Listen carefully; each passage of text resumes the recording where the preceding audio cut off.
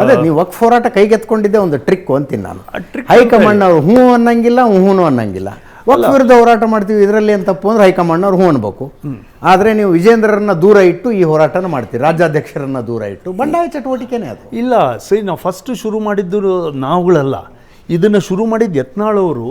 ಅವ್ರು ಬಿಜಾಪುರದಲ್ಲಿ ಈ ಥರ ಸಮಸ್ಯೆ ಆಗಿದೆ ಅಂತ ಹೇಳಿದಾಗ ಮಾನ್ಯ ಜಗದಾಂಬಿಕಾ ಪಾಲ್ ಅವರು, JPC ಅವರ ಚೇರ್ಮನ್ ಅವರು ಸೀದಾ ಅಲ್ಲಿಗೆ ಬಂದ್ಬಿಟ್ರು. ಹೌದು.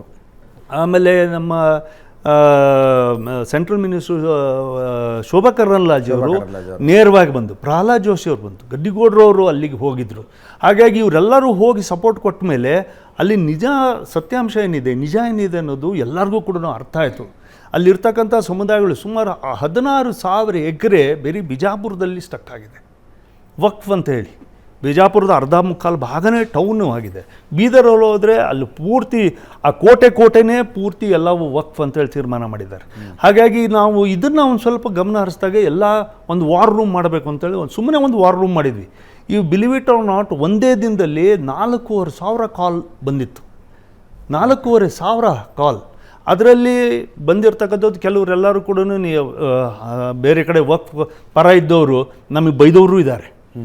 ನೀವು ಇದನ್ನು ತಗೊಂಡು ಏನೇನೋ ಮಾಡ್ತಾ ಇದ್ದೀರಿ, ಇದು ಮಾಡ್ತೀರಿ. ಆ ಕಾಲ್ಸ್ನೆಲ್ಲದನ್ನು ಕೂಡ ಬದಿಗೊತ್ಬಿಟ್ಟು ನಾವು ಮಾಡಿರ್ತಕ್ಕಂಥದ್ದೇ 2,600 ಅರ್ಜಿಗಳು ನಮಗೆ ನೇರವಾಗಿ ರೈತರು ಮಾತಾಡಿರ್ತಕ್ಕಂಥದ್ದನ್ನು ರೆಕಾರ್ಡ್ ಮಾಡಿ ಇಟ್ಕೊಂಡು ನಾವು JPC ಮುಂದೆ ಹೋದ್ವಿ.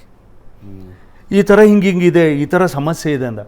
ಅವರು ಆಮೇಲೆ ನಮಗೆ ಗೈಡ್ ಮಾಡಿದರು ಹೇಗಿದೆ.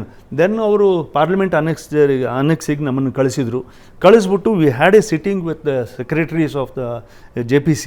ಅವರಿಗೆ ನಾವು ಹೇಳಿದ್ವಿ, ಒಂದು ಎಕ್ಸೆಲ್ ಶೀಟ್ ಮಾಡಿ ಕರ್ನಾಟಕದಲ್ಲಿ ಈ ಥರ ಮಾಡ್ಲು ಮಾಡಿದ್ದೀವಿ. ನಾನೇ ಚೇರ್ಮನ್ ಇದ್ದಾಗ, ಲೆಜಿಸ್ಲೇಟಿವ್ ಕಮಿಟಿ ಚೇರ್ಮನ್ ಇದ್ದಾಗ ಈ ಥರ ಮಾಡಿದ್ದೀನಿ.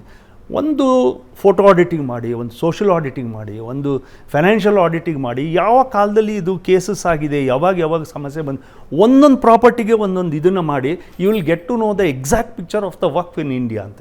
ಕರೆಕ್ಟ್. ಸೊ ಅದನ್ನು ಮಾಡಿದ್ದನ್ನು ನಾವು ನೇರವಾಗಿ JPC ಕೊಟ್ಟ ಮೇಲೆ ಅವರು ಆ ರೈತರನ್ನ ರ್ಯಾಂಡಮ್ ಆಗಿ ನೀವು ಒಂದು ಜಿಲ್ಲೆಯಿಂದ ಒಬ್ಬರನ್ನ ಕರೀರಿ, ಅವ್ರನ್ನ ನಿಲ್ಲಿಸ್ಕೊಳ್ಳಿ. Chief secretary and revenue secretary, ಫಾರೆಸ್ಟ್ನವರು ಮತ್ತು UD ಮತ್ತು ಅದರ್ ಸೆಕ್ರೆಟರೀಸ್ ಕನ್ಸರ್ನ್ ಏನಿದೆ, ಮಹಿಳಾ ಮತ್ತು ಅವ್ರನ್ನ ಕರೆಸ್ಕೊಂಡು ನೀವು ನಿಲ್ಲಿಸಿದರೆ ಲೆಟ್ ದ ಸೆಕ್ರೆಟರೀಸ್ ಆನ್ಸರ್. ಆ ರೈತನ ಸಮಸ್ಯೆನ ಬಗೆಹರಿಸಲಿ ಅಂತ ಹೇಳಿ ಕೇಳಿದಾಗ ಆವಾಗ ಅವರು this is the right model ಅಂತ ಹೇಳ್ಬಿಟ್ಟು ನಾವೊಂದು ಕ್ಯಾಟಲಾಗು ಮಾಡಿಬಿಟ್ಟು ಒಂದು ವಿಜುವಲ್ ಪ್ರೆಸೆಂಟೇಷನ್ ಕೊಟ್ವಿ. ಅದನ್ನು ಇನ್ಫ್ಯಾಕ್ಟ್ ಅದನ್ನು ತಗೊಂಡೋಗ್ಬಿಟ್ಟು ಹರಿಯಾಣ ಮತ್ತು UPಗೆ ತಗೊಂಡೋದ್ರು. ತಗೊಂಡೋಗಿ ಮಾರನೇ ದಿನವೇ ಯಾವಾಗ ಕುಂಭಮೇಳದಲ್ಲಿ ಅವರು ಕ್ಲೇಮ್ ಮಾಡಿದ್ರು, ಇದಿಷ್ಟು ವಕ್ಫ್ ಎಲ್ಲ ಪೂರ್ಣ, ಇದು ಕುಂಭಮೇಳದ ಜಾಗ ಎಲ್ಲ ವಕ್ಫ್ ಅಂತ ಹೇಳಿ ಮಾಡಿದರು. ಆವಾಗ chief minister of Uttar Pradesh, ಮುಖ್ಯಮಂತ್ರಿ ಯೋಗಿ ಆದಿತ್ಯನಾಥ್ ಜಿ ಅವರು ಇಮಿಡಿಯೇಟಾಗಿ he said, no, every piece of land belongs to the public and the government, and ಯಾರ್ಯಾರಿಗೆ ಎಲ್ಲೆಲ್ಲಿ ದಕ್ಕಬೇಕೋ ಅದನ್ನು ದಕ್ಸ್ಕೊಡ್ತಕ್ಕಂಥ ಕೆಲಸ ಮಾಡ್ತೀವಿ ಅಂತೇಳಿ ಅವ್ರು ಶುರು ಮಾಡಿದ್ರು.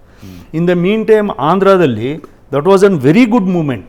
ಈ ವಕ್ಫ್ದು ಸಮಸ್ಯೆ ಬಂದಾಗ ಆಂಧ್ರ ಗೌರ್ಮೆಂಟು ಇಮಿಡಿಯೇಟಾಗಿ ದೇ ಸ್ಟಾಪ್ ದ ವಕ್ಫ್ ಆಫೀಸಸ್ನ ಟ್ರಾನ್ಸ್ಫರ್ ಮಾಡಿಬಿಟ್ರು, ಎಲ್ಲರನ್ನೂ ವೇಕೆಂಟಾಗಿಟ್ರು.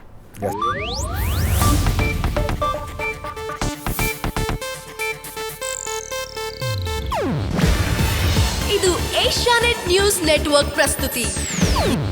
ನೀವು ನೋಡ್ತಿದ್ದೀರಾ ಏಷ್ಯಾನೆಟ್ ಸುವರ್ಣ ನ್ಯೂಸ್.